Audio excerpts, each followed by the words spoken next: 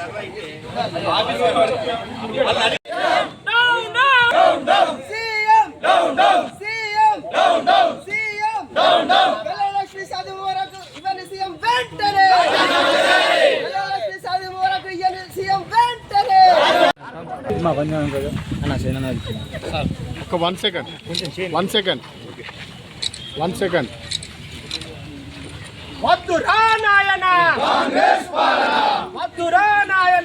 బంగారం ₹1,00,000 వంటివి అన్ని ఈ కాంగ్రెస్ ప్రభుత్వం అన్నిటికీ గొంతులో పెడుతుంది. అవి వెంటనే అమలు చేయాలి అని మేము కోరుతూ ఈ కార్యక్రమాన్ని కొనసాగిస్తాం.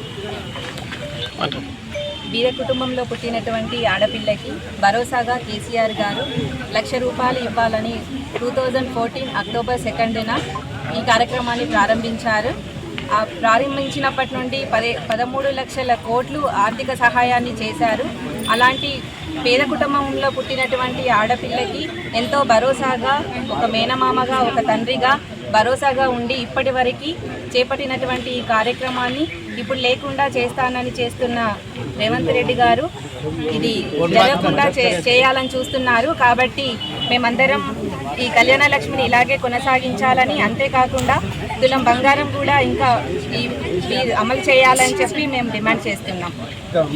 మన బీఆర్ఎస్ వర్కింగ్ ప్రెసిడెంట్ కేటీఆర్ గారి పిలుపు మేరకు, అదేవిధంగా మన వేములవాడ నియోజకవర్గ ఇన్ఛార్జ్ చెల్మడ లక్ష్మీ నరసింహ గారి ఆదేశానుసారం ఏదైతే హైకోర్టులో హైకోర్టు 4 వారాల గడువు ఇచ్చినప్పటికీ కౌంటర్ దాఖలు చేయకుండా ఏ విషయం కళ్యాణ్ లక్ష్మి షాదీ ముబారక్ అనే పథకాలకి కౌంటర్ దాఖలు చేయకుండా రద్దు చేయాలని ఏ విధంగా ఈ రేవంత్ సర్కార్ చూస్తుందో దానికి నిరసనగా ఈరోజు వేములవాడ పట్టణ శాఖ, ముఖ్యంగా మహిళా విభాగం, మహిళా కౌన్సిలర్స్ అందరి ఆధ్వర్యంలో, పార్టీ సీనియర్ నాయకులు, గౌరవ కౌన్సిలర్స్ అందరి ఆధ్వర్యంలో ఈరోజు నిరసన కార్యక్రమం చేపట్టి అదేవిధంగా ఎంఆర్ఓ గారికి వినతి పత్రం ఇవ్వడం జరిగింది. ఏదైతే తెలంగాణ తొలి ముఖ్యమంత్రి వర్యులు కేసీఆర్ గారు తను ముఖ్యమంత్రిగా ఉన్నప్పుడు 2014 అక్టోబర్ 2న కళ్యాణ లక్ష్మి షాదీ ముబారక్ ఏదైతే ఆడబిడ్డ తల్లిదండ్రులు వారి గుండెల మీద కుంపటి కావద్దని చెప్పేసి ఆడబిడ్డలు ఉన్నతంగా చదువుకోవాలి, బాల్య వివాహాలు తగ్గిపోవాలి, శారీరకంగా మానసికంగా వారు ఎదగాలి, ఒక సమాజంలో ఒక మంచి ఉన్నత స్థానంలో ఆ మహిళలు ఉన్నారని చెప్పేసి కళ్యాణ లక్ష్మి షాదీ ముబారక్ అని పథకాలు తీసుకొచ్చి ఈరోజు మొదటగా ₹50,000 తీసుకొచ్చిన తర్వాత దశల వారీగా 75,000 కావచ్చు, తర్వాత ₹1,116,000 కావచ్చు, ఈ విధంగా పెంచుకుంటూ పోతూ ఈరోజు మహిళల ఆత్మగౌరవానికి ఆర్థిక భరోసా కల్పించండి ముఖ్య నేత మన కేసీఆర్, మన మహిళా పక్షపాతి అయినటువంటి మన కేసీఆర్.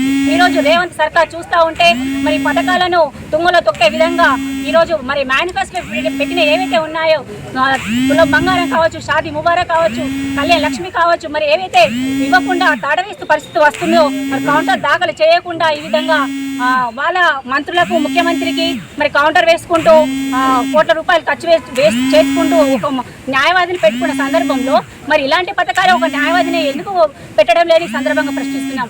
అంటే పేదల పక్షపాతి కాదా మీరు? మహిళల పక్షపాతి కాదా?